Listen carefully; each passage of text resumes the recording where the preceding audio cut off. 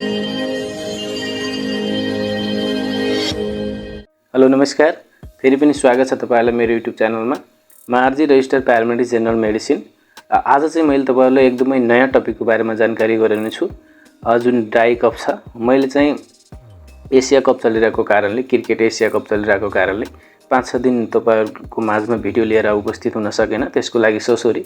आज चाहिँ मैले एकदमै नयाँ टपिक जुन ड्राई कफ छ, सुक्खा खोकी, यसको कारण के हो, सुक्खा खोकी हामीलाई किन लाग्छ र यसलाई हामीले घरेलु रूपमा र एउटा मेडिकल रूपमा मैले तपाईहरुलाई लास्टमा एकदमै इम्पोर्टेन्ट ट्याब्लेटको बारेमा पनि जानकारी गराउँछु, जुन कि तपाईले सेवन गर्नुभयो भने एक दिनमै सुक्खा खोकीबाट छुटकारा पाउन सक्नुहुन्छ। र यो प्रब्लम, यो सिम्पटमबाट चाहिँ धेरै मान्छेहरु ग्रसित भएको पाइन्छ। सो यसको बारेमा मैले तपाईहरुलाई जानकारी गराउँछु यो भिडियोमा। भिडियोलाई लास्टसम्म हेर्नु होला। च्यानलमा नयाँ हुनुहुन्छ भने च्यानललाई सपोर्ट, सब्स्क्राइब पनि गर्न नभुल्नु होला। तपाईहरुले च्यानलमा भिजिट गरेर भिडियो हेर्नुहुन्छ तर भ्यू गरेर जानुहुन्छ, च्यानललाई सब्स्क्राइब गर्नु हुँदैन। सो मैले एउटा तपाईहरुलाई रिक्वेस्ट गरे, च्यानललाई प्लिज सब्स्क्राइब गर्नु होला। तपाईहरुको सपोर्टको एकदमै आवश्यक छ। सो हामीले ड्राई कफको कुरा गर्नुपर्दा यो सुक्खा खोकी जुन छ, यो खोकी एउटा रिफ्लेक्स हो। जुन कफ छ यो एउटा रिफ्लेक्स हो र यो किन हुन्छ त्यसको कारण बुझ्दा, यो नर्मली हाम्रो एयरवे जुन छ, रेस्पिरेटरी ट्र्याकको नली छ, जुन हाम्रो श्वास प्रश्वासको नली छ, त्यो भित्र चाहिँ कुनै किसिमको एलर्जी, इरिटेन्ट र डिस्कम्फर्टहरु, साथसाथै धेरै जसो केसमा यदि म्युकसहरु डिपोजिट भएको छ, जुन हामीले नर्मली खेकार पनि भन्छौं, यदि त्यस्तो म्युकसहरु डिपोजिट भएको छ भने त्यसको कारणले चाहिँ हामीले खोकी लाग्न सक्छ र खोकी लाग्ने गर्छ। सो सुक्खा खोकी त्यसरी लाग्ने गर्छ। यो भिडियोमा रहेर हाम्रो टोटली चाहिँ सुक्खा खोकीकै बारेमा चाहिँ जानकारी गराउने छु। तैपनि हामीले खोकीको नर्मली टाइपहरु चाहिँ बुझिहालौं। यसमा टाइपमा बुझ्नु पर्दा हामीले नर्मली त ड्राई र वेट कफ भन्छौं, तर यसमा चाहिँ हामीले प्रोडक्टिभ र नन प्रोडक्टिभ कफ भन्छौं। जुन प्रोडक्टिभ छ त्यसमा चाहिँ हाम्रो कफ विथ म्युकस हुन्छ, खकारको साथसाथै खोकी आउँछ, त्यस्तोलाई हामीले प्रोडक्टिभ कफ भन्छौं। र नन प्रोडक्टिभ कफ भनेको चाहिँ हामीलाई खोकी लाग्छ तर एकदमै ड्राई हुन्छ, त्यसमा म्युकस मिसिएको हुँदैन, त्यस्तो टाइपको खोकीलाई नन प्रोडक्टिभ भन्छौं। र यो भिडियोमा हामीले टोटली चाहिँ नन प्रोडक्टिभमा रहेर अर्थात् ड्राई कफको बारेमा बुझ्ने छौं। सो यसको हामीले नर्मली यसको कारणको बारेमा बुझिहाल्यौं एकदमै डिटेलमा। के सम्भावना हुन सक्छ, के कारण हुन सक्छ, यसको चाहिँ खोकी लाग्नुको कारण के हुन सक्छ, त्यसलाई हामी बुझिहालौं। सबभन्दा मोस्ट कमन कजेज हामी बुझ्छौं। मोस्ट कमन कजेजमा तपाईको एयरवे हाइपर रेस्पोन्सिभनेस को कारणले हुन्छ।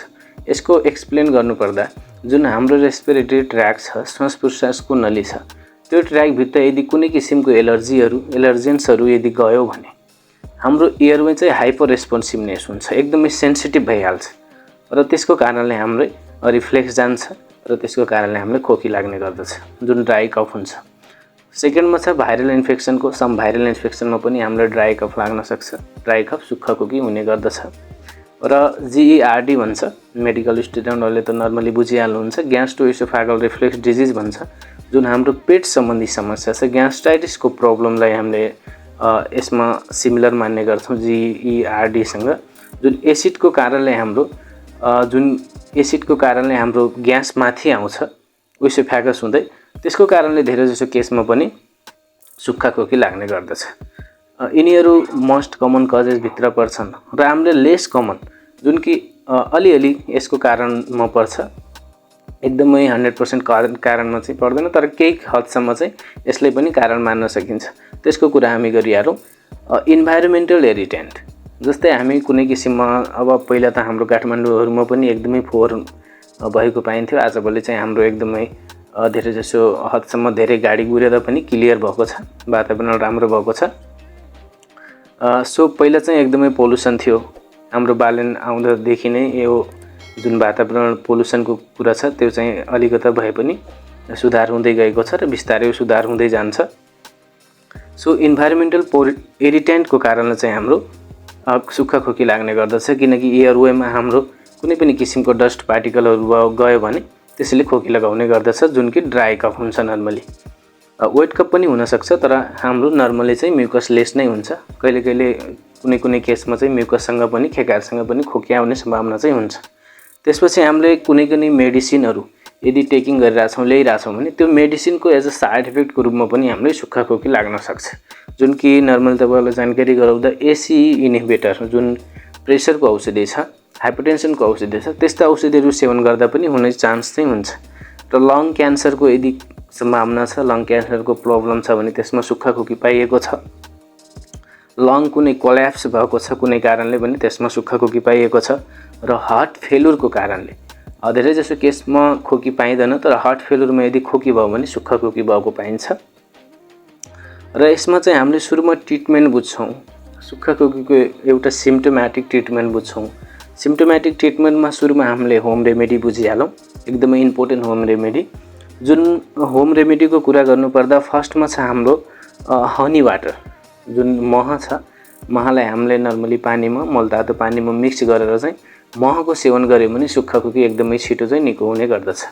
नर्मल तपाईँको 1 देखि 2 दिनमा यो हराएर जान्छ, किनकि महमा तपाईँको एन्टिब्याक्टेरियल प्रोपर्टी छ। यसले रिड्युस इरिटेन्टलाई रिड्युस गर्छ, साथसाथै पेन र डिस्कम्फर्ट जुन हाम्रो एयरवेमा छ, श्वास प्रश्वासको नलीमा छ, त्यसलाई चाहिँ रिड्युस गर्ने काम गर्दछ। त्यसरी यो काम गर्छ। त्यसपछि हाम्रो सेकेन्डमा साल्ट वाटरको गार्गल गर्न सक्छौँ, जुन मलतातो पानीमा नुन हालेर चाहिँ हामीले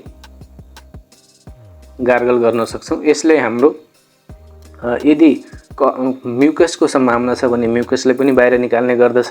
र नर्मली इरिट्यान्टहरू छ, त्यो इरिट्यान्टहरूलाई, डिस्कम्फर्टहरूलाई रिड्युस गरेर चाहिँ त्यसरी काम गर्ने गर्दछ यो ड्राई कफलाई सन्चो गराउनमा। र यो सबै गरिसकेपछि हामीले यदि भएन भने हामीले एउटा मेडिकल रूपमा चाहिँ कुन औषधिको प्रयोग गर्ने, जुन कि एकदमै राम्रो औषधि मानिन्छ आजको टाइममा कफको लागि, जस्ट सिम्प्टोमेटिक म्यानेजमेन्टको लागि। किनकि यो पछाडि डिजिजहरू पनि हुनसक्छ, तर जस्ट हामीले एक्युट 1-2 दिनदेखि सुक्खा खोकी लाग्न सुरु भएको छ भने त्यसलाई चाहिँ हामीले तपाईँको मेडिसिनबाट, सडन मेडिसिनहरूबाट एउटा 2-4 वटा ट्याब्लेटकै युजबाट चाहिँ हामीले त्यसबाट छुटकारो पाउन सक्छौँ। यदि कुनै कारणले डिस्कम्फर्ट, इरिटेन्टहरूको कारणले भइरहेछ भने, एलर्जीको कारणले भइरहेछ भने। वेटको कारणहरू मैले भनेको छैन। वेट कफको जुन प्रोडक्टिभ कफ छ त्यसको सेभरल कजेजहरू छ, जस्तै आस्थमाहरू। तपाईँहरूले सोचिरहनु भएको होला आस्थमाहरूको कुरा आएन, आस्थमा सिओपिडीमा पनि खोकी लाग्न सक्छ। त्यसमा लाग्छ, तर त्यसमा चाहिँ सुक्खा खोकी नर्मली पाइँदैन, म्युकससँग पाइन्छ, खेकारसँग खोकी आउने हुन्छ। सो त्यसको बारेमा मैले नेक्स्ट भिडियोमा जानकारी गराउँछु, कुन कुन त्यसको ट्रिटमेन्टदेखि कारणसम्म। यसमा चाहिँ हामीले मेडिकल रूपमा चाहिँ कुन ट्रिटमेन्ट दिँदा राम्रो हुन्छ त्यसको बारेमा बुझ्नुपर्दा हामीले चाहिँ एन्टी एलर्जिक दिन्छौँ। जस्ट सुक्खा खोकीको लागि एन्टी एलर्जिक मेडिसिन दिन्छौँ, जुनमा तपाईँको कोल्रामफेनिकल पनि हुनसक्छ 4 mg को। र यदि इफेक्टिभको कुरा गर्नुपर्छ भने हामीले चाहिँ सेट्रिजिनलाई भुल्नु हुँदैन। लेभोसेट्रिजिन अर्थात् सेट्रिजिनको 10 mg, जुन हामीले एचएस लिन्छौँ नर्मली चाहिँ, किनकि यसमा केही पर्सेन्टसम्म सेडेटिभ एक्सन हुन्छ। सो हामीले निद्रा लगाउन सक्ने चाहिँ यसमा एक्सन हुन्छ, साइड इफेक्ट देख्न सकिन्छ। सो हामीले दिउँसोमा यसलाई युज गर्न भन्दैनौँ। नर्मली चाहिँ हामीले सुत्ने बेला बेड टाइममा एउटा ट्याब्लेट 10 mg को सेट्रिजिन ल्यायो भने यसले नर्मली 1-2 दिनमै चाहिँ ड्राई कफलाई न्यूनीकरण गर्न सकिन्छ, ड्राई कफबाट छुटकारो पाउन सकिन्छ। मलाई आशा छ तपाईँहरूले ड्राई कफको बारेमा धेरै कुराहरू बुझ्नुभयो होला। बुझ्नु भएको छ भने भिडियोलाई लाइक गर्नुहोला, च्यानलमा नयाँ भिजिट गर्नु भएको छ भने च्यानललाई सब्स्क्राइब गरेर जानु होला। धन्यवाद।